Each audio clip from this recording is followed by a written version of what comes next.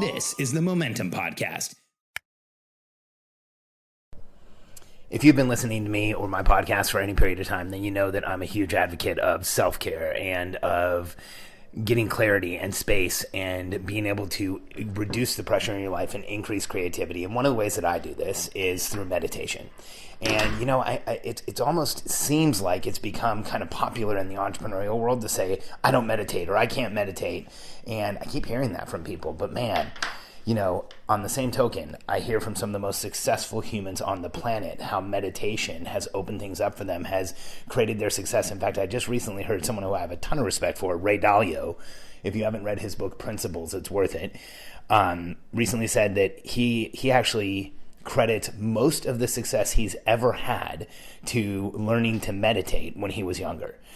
And, you know, I think part of the reason as entrepreneurs we have such a hard time with meditation and we don't meditate is because we feel like we're doing it wrong. We feel like we can't do it. We feel like our minds won't slow down enough so that we can meditate. And so I want to share with you kind of some thoughts and a technique I've been using recently that has just been game-changing.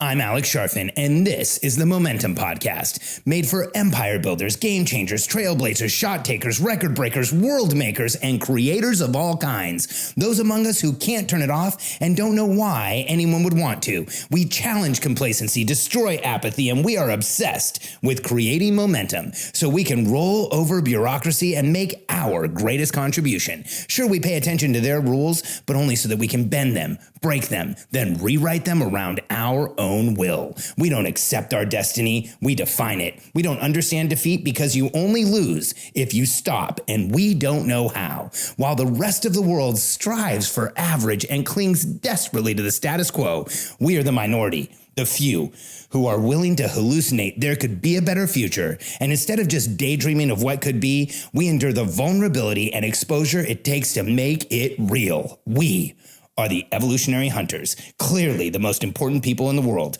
because entrepreneurs are the only source of consistent, positive human evolution, and we always will be. It's really changed my perspective of meditation, you know, and I've done all types of meditation, guided meditations. I have not one, but 2 or 3 Muse headbands. You know, I've listened to binaural beats. I've done all different types. And, you know, my goal in meditation is really exactly what I said at the beginning of this podcast, is to lower the pressure and noise, lower pressure on myself so that creativity and curiosity comes out. And what I've found is if I'm working on something and I feel stuck and I feel like I don't have a direction, or I'm at a place where I'm just not getting the creativity I want, if I can unplug and reset, then oftentimes that creativity comes back, that curiosity comes back. I start seeing things that I wasn't seeing before. And, you know, if you're one of those people who can just go head down all the time, be creative, be curious, it never affects you, then, man, I'm envious, but I also know that, you know, I used to feel the same way. And what I didn't understand was that even though I could keep my head down all the time and keep pushing through stuff, I didn't realize how much creativity, how much curiosity, how much possibility I was giving up, I was exchanging for not giving myself some space, for not taking that time. And so here's like some thoughts on meditation that might make it infinitely easier for you. You know, I think one of the challenges with meditation is that the way that it's presented and the way that it's consistently presented. You know, in my observation, what normally happens with meditation is it's presented as like you clear your mind and you have nothing in your mind and you're not thinking about anything. And, you know, I even remember when I was younger, there was a guided meditation I did where in order to clear your mind, this woman was like, imagine a blank sheet of paper. Now zoom in on that sheet of paper, and now you've created a blank mind. And I remember my mind was saying, no, you haven't. I'm thinking, what type of paper is it? What is it sitting on? What am I going to do with it? What's the grain of the paper? How thick is it? Where is the paper? How come it's just levitating in space? You know, and literally all of those thoughts were coming to me as she's telling me this exercise is supposed to help me clear my mind. And so recently, here's what I've been doing. No guided meditation. I have been abstaining from the Muse headset for a while, even though I think it's amazing, and I like to come back to it. And what I've been doing is just sitting down and setting a 10-minute timer and finding a comfortable place to sit. I have a real comfortable chair in my office, not the one I work in, but another one. And then just sitting there. And rather than feeling the anxiety of my mind not being clear, I allow my mind to process. In fact, I give myself permission. I give my mind permission for anything to come up. Anything from the present, from the past, whatever it is. And I just let the thoughts come up. I acknowledge them, and then sometimes they pass, and sometimes I get stuck on a thought. Sometimes things from my childhood come up. Sometimes things from yesterday come up. Sometimes I start thinking about what I need to do next, and I just let whatever comes up come up without judgment. And I just breathe through it, or I really try not to even pay a lot of attention to my breathing. I'm just letting my brain process. I'm giving myself time with my eyes closed, where there's no input, and my brain is just processing. And it's interesting. When I first started doing this, 10 minutes felt like a long time. In fact, I used to take a little sneak peek and say, how much longer do I have? How long have I been sitting here? And now that I've been doing it for weeks and months, sometimes here's what happens. I sit down and my brain starts processing, and I start thinking about, what I need to do today and what I need to do tomorrow. And maybe something comes up from 6 months ago, or something I might have forgotten to do, or someone I haven't thought of for a while.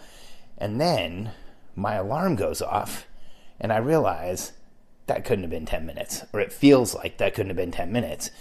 And what I realize is my brain processed, and then it just took some time off, because I'm not judging, because I'm not attached to an outcome, like having a clear mind. I'm just sitting there and accepting what is. And more often than not, these days, as I've been doing it on a daily basis, I feel like there's actually some rest in there. I feel like there's actually some time in there. I feel like there's actually some space in there. And, here's what I can tell you the benefits are for me of meditation. Again, curiosity and creativity go up. If I ever feel stuck, I see possibilities that I didn't see before. And there's actual measurable benefits. When I'm meditating, I get more deep sleep. My heart rate variability is higher at night, which indicates my body's under less stress. I actually feel better. I feel more clear. I don't feel as reactive. I find myself being able to observe what's going on with me better than I can when I'm not meditating. If something happens with one of my kids and it triggers me, in the moment I can say, this is a trigger that doesn't really make sense. I'm not going to react to it. And I feel like it's just made it easier to do just about everything I do. And so if you're one of those people who doesn't meditate because it's too hard, well, this way, there's really no way to fail. You just sit there with your eyes closed for 10 minutes. You let what's going to happen. And if you do this day after day and you give yourself that 10 minutes time, what you'll find is eventually there's some space there. And you'll also find that creativity goes up, pressure and noise goes down, and curiosity, which is like an entrepreneurial superpower, will go up over time. I hope you give this a try. It can be life-changing. And if you are one of those people who's interested in understanding more about yourself and getting even more clear about yourself and understanding how to get more done and be more effective and more efficient, it's something I obsess over. In fact, I created the first planning system exclusively for entrepreneurs called the Momentum Planner. And the Momentum Planner has some daily questions that you ask. It is an incredible day-to-day habit. In fact, my wife calls it her highest productivity habit, and it took me a while to convince her she should start using it because, well, she's my wife, and it's something I created. And my kids use it. In fact, the kids at their school use a version of it. All of my high-level members use it, and it will just completely change how you accomplish what you accomplish in a day. But here's what's more important. There is a discovery system in the Momentum Planning product that will show you how to understand where the biggest challenges in your life are coming from and build a plan to address those issues rather than the planning systems that just have you going forward. This one helps you understand what's slowing you down and helps you jettison that weight you've been carrying and start really creating massive momentum forward. If you're interested in checking it out, you can go to simpleoperations.com/MPS, like Momentum Planner System. So Mary, Paul, Sam, simpleoperations.com/MPS, and check it out.